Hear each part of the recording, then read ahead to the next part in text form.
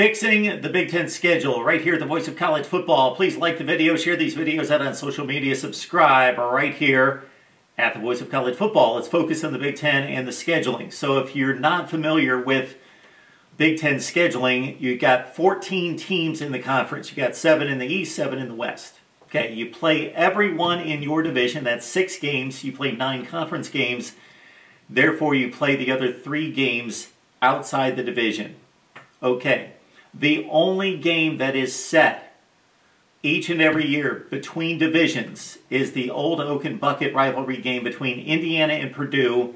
Even though Indiana is in the East and Purdue in the West, they play each and every season. That's the only game that's protected between the 2 divisions. Otherwise, there's a system that the Big Ten uses. Well, we want to make sure that that system produces equity, meaning that the scheduling is fair.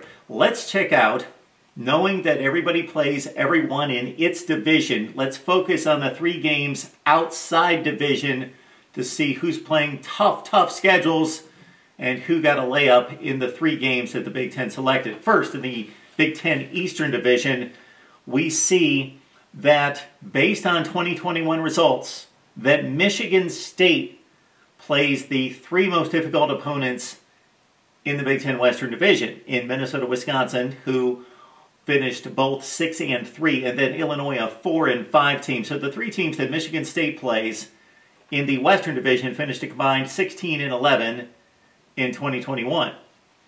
Then you see a number of teams at 14-13, 13-14, and that should be what we aim for, is to produce that 13 or 14 win total from those 3 teams, because since they play a 9-game conference season, you can't have a composite 500 record, because it's either going to be 13-14 or 14-13 with 27 total games. 9 times 3.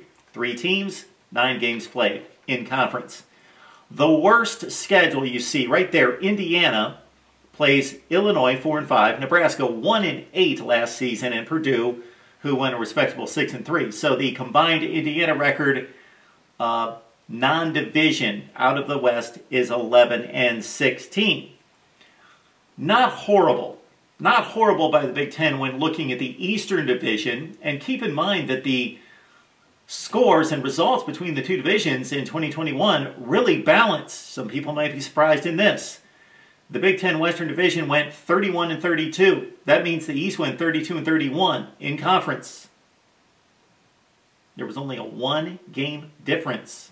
They basically split their games between the East and the West. All right, let's look at the Big Ten Western Division, and this is where the Big Ten missed it. Iowa and Wisconsin play extremely difficult schedules. Iowa has to face Ohio State, Michigan, and Rutgers. Those 3 teams went 18-9 in the Big Ten this past season. Wisconsin faces Ohio State, Michigan State, and Maryland, a combined 18-9. On the flip side, look at Purdue. They've got Penn State, 4-5. They've got Maryland, who only won 3 games in the conference, and Indiana, who was whitewashed at 0-9. So you've got 3 teams competing for division championship. 2 of those teams have to play teams that went 18-9, and then 1 team plays 3 teams that went 7-20 the previous season. That's got to be fixed to be, again, fair and equitable toward determining a championship, and we will do our best right here at the Voice of College Football. So, somebody smarter than me can certainly take this on, and it can be done, and might be one of the big reasons why the Big Ten is thinking about, contemplating obliterating the divisions and just lining them all up 1 through 14, because it creates more scheduling flexibility, and it also ensures that the 2 best teams, record-wise, play in the Big Ten championship game. Many times, the 2 best teams play in the Eastern Division. So, we moved some games around and we came to this conclusion. Look at the Big Ten Eastern Division. Once we moved some teams around, I know that Rutgers slate is popping out, and I get it. I did everything I could to try to eliminate poor Rutgers having to face Iowa, Wisconsin, and Minnesota to conclude with a 19-8. So that didn't work. I get it. I understand that didn't work. But everybody else is in that range of 11 to 14 wins. Okay, so it's much closer than what we had before. In the Big Ten Western Division, we achieved our goal.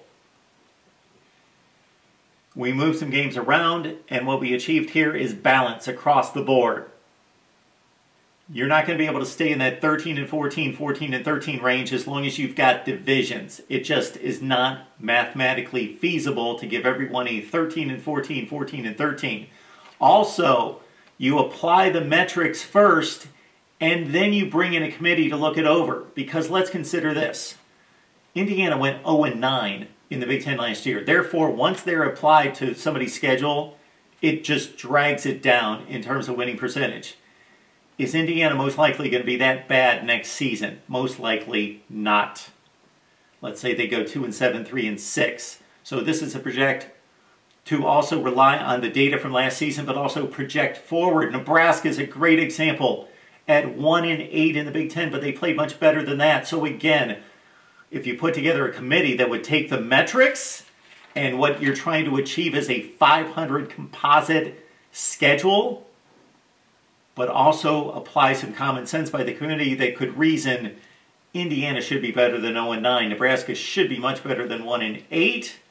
Therefore, if there's a situation where a record looks slightly out of whack, but those two teams are in play, those are the two teams based on last season results and what we know about the rosters and the programs that we can project to be much better or decidedly better in the 2022 season. So you see a balanced Big Ten Western Division schedule where nobody plays an outlandishly difficult schedule or easy schedule. Again, I could not get the Big Ten East correct other than I got them all right. I got them all good. But Rutgers with that brutal Iowa, Wisconsin, Minnesota, that's not going to work, but that is as far as we got. The point being made here is that it can be achieved. People smarter than me using algorithms put this into a system, and with the goal of creating a 13 and 14 or 14-13 non-division opponent's record, and you may have some outliers at 12 and 15 and 15 and 12. But Purdue playing three teams that went 7 and 20, in direct competition with Wisconsin and Iowa playing three teams that went 18 and 9, that should not happen.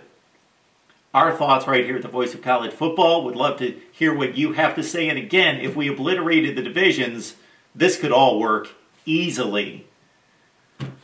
Your thoughts down below at the Voice of College Football. And keep in mind, Big Ten fans, we've got Nebraska Live shows on Tuesday night at 7 o'clock Eastern Time on our Nebraska channel. Iowa Live at 5:30 on Tuesday on the Iowa channel. Ohio State, of course, on Wednesday at 1:30. And Michigan Live Wednesday at 5 p.m. Eastern Time. We'll see you soon.